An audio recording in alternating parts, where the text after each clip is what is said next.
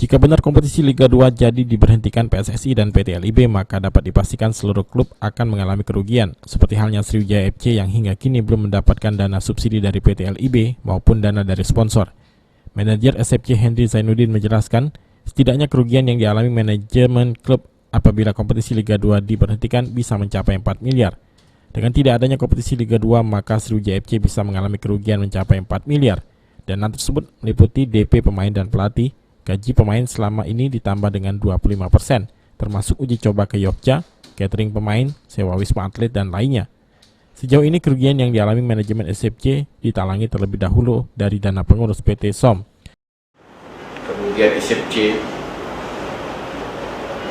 kalau kompetisi ditutup lumayan besar juga. Kalau kita hitung sekitar lebih kurang 4 miliar lah.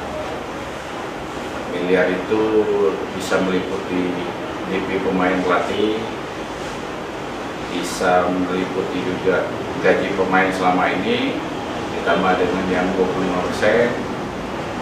Terus kita pernah uji coba ke Jogja, terus catering pemain, wisma atlet, dan lain-lainnya itu lebih kurang lah sekitar 4 miliar. Kerugian CIFC dengan tidak adanya kompetisi, sedangkan pemasukan sampai sekarang belum ada. Alhamdulillah dana itu kita dapat patung-patungan lah dengan kawan-kawan di manajemen yang lain, sehingga ini berjalan dengan lancar. Kecuali DP pemain kita lagi sekarang mengusahakan, mudah-mudahan sebelum lebaran ini kita akan selesaikan DP pemain.